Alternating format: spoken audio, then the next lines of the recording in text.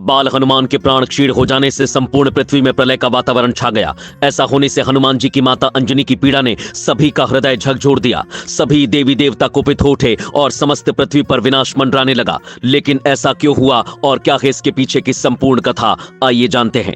नमस्कार, आप देख रहे हैं युग कथा। बाल रूप में माता अंजनी के पुत्र का नाम मारुति था। जिस समय मारुति सूर्य को एक आकाश फल समझकर खाने के लिए पहुंचे, उस समय धरती पर सूर्य ग्रहण का समय निर्धारित था। लेकिन मारुति को सूर्य के पास आता देख राहु उनसे भिड़ गया और मारुति ने राहु को अपने बल से उठाकर दूर फेंक दिया।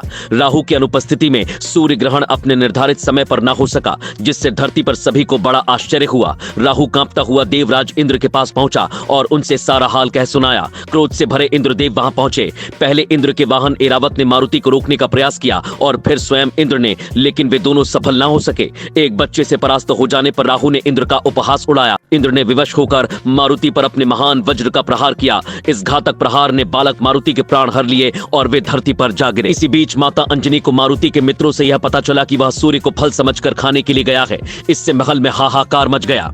मारुति वायुपुत्र थे, इसलिए वायुदेव सबसे पहले मारुति के मृत शरीर के पास पहुंचे और उसे गोद में उठाकर त्रिदेव ब्रह्मा विष्णु महेश के पास पहुंचे। वायुदेव ने त्रिदेव से आग्रह किया कि मारुति एक अबोध बालक है, इसलिए उसे इतना बड़ा दंड नहीं दिया जाना चाहिए। वायुदेव ने त्रिदेवों से अपने पुत्र मारुति को जीवन दान देने की विनती की। साथ ही मां सरस्वती, मां लक्ष्मी और मां पार्वती ने भी त्रिदेवों को यह स्मरण कराया कि मारुति का जन्म भगवान विष्णु के राम अवतार की सहायता के लिए हुआ है, इसलिए उन्हें जीवन दान देना ही होगा। त्रिदेवों ने पूरी घटना को विस्तार से जानने के लिए इंद्रदेव को बुलावा भेजा। इंद्रदेव वहां उपस्थित हुए और बोले कि मारुति एक उद्दंड बालक है, उसने सृष्टि के नियमों का उपहास उड़ाया है। यदि आज इस बालक को जीवन दान दे दिया तो भविष्य में कोई भी प्रकृति के नियमों का उल्लंघन करने से डरेगा नहीं। इस प्रकार इंद्रदेव ने मारुति को क्षमा करने से मना कर दिया। ब्रह्मा विष्णु महेश मारुति को जीवन दान देना तो चाहते थे, लेकिन वे विवश थे। उनका कहना था कि इंद्रदेव ने मारुति को दंड दिया है, इसलिए उनकी सहमति के बिना उसे जीवन दान नहीं दिया जा सकता। इंद्रदेव अपने अहंकार में पड़कर अपना निर्णय बदलने को तैयार नहीं थे। मारुति को गोद में उठाए खड़े वायुदेव सभी देवताओं से उनकी कठोरता के लिए क्रोधित हो गए और मारुति के मृत शरीर को लेकर एकांत में चले गए। इधर मारुति के माता पिता अंजनी और केसरी मारुति की चिंता में व्याकुल हो उठे।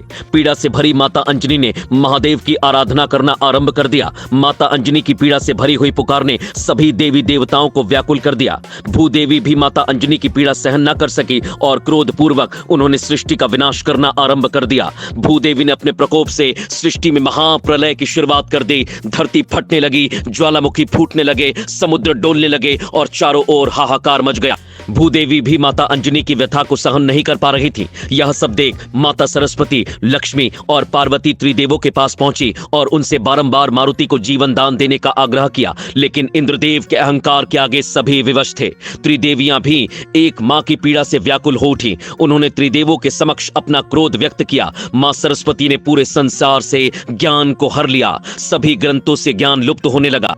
इसी प्रकार मां लक्ष्मी ने संसार से धन, वैभव और संपत्ति को हर लिया, जिससे स्वर्ण लोहा बन गया और सभी बहुमूल्य रत्न मिट्टी बन गए। इसी प्रकार माता पार्वती ने भी अपना क्रोध व्यक्त किया और भूदेवी के साथ मिलकर पृथ्वी का विनाश कर देने की चेतावनी दी।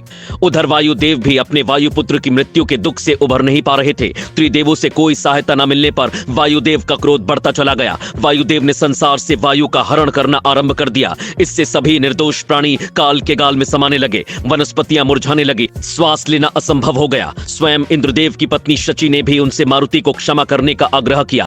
साथ ही नारद जी ने स्वर्गलोक में पहुंचकर इंद्र को समझाने का बहुत प्रयास किया, लेकिन इंद्र के अहंकार के आगे किसी की एक ना चली। लेकिन जब स्वयं इंद्रदेव का पुत्र जयंत वायु के बिना अपनी श्वास खोने लगा, तब इंद्रदेव विवश होकर त्रिदेवियों के पास पहुंचे। त्रिदेवियों ने उन्हें यह आभास कराया कि जैसे आपके पुत्र के प्राण संकट में देख आप विचलित हो उठे, उसी प्रकार मारुति भी किसी का पुत्र है। तब इंद्रदेव को अपनी भूल का एहसास हुआ। वे त्रिदेव के पास पहुंचे और उनसे मारुति को जीवन दान देने का आग्रह किया। सभी देवतागण मारुति के पास पहुंचे। महादेव की आज्ञा पाकर ब्रह्मा जी ने मारुति के मृत शरीर में प्राण भर दिए और बालक मारुति जीवित हो उठे। उन्हें जीवित देख सभी हर्ष से भर गए। भूदेवी ने प्रसन्न होकर सृष्टि के विनाश को रोक दिया। वायुदेव ने भी संसार को वायु लौटा दी।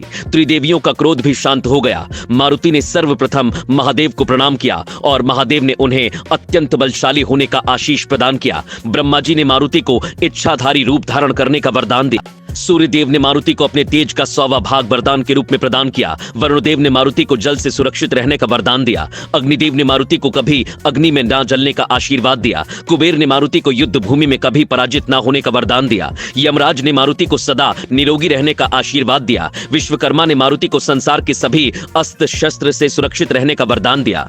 अंत में इंद्रदेव ने मारुति से क्षमा मांगी और उन्हें वज्र के समान कठोर और बलशाली होने का वरदान दिया। तभी से मारुति का नाम वज्र अंगबली पड़ गया।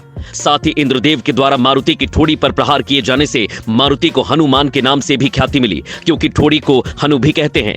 इस प्रकार हनुमान जी के प्राण जीवन लौट आने से चारों ओर प्रसन्नता का वातावरण लौट आया। यदि आपको यह वीडियो पसंद आया तो लाइक करना ना भूलें और अन्य रोचक कथाओं के लिए युग कथा को सब्सक्राइब जरूर करें।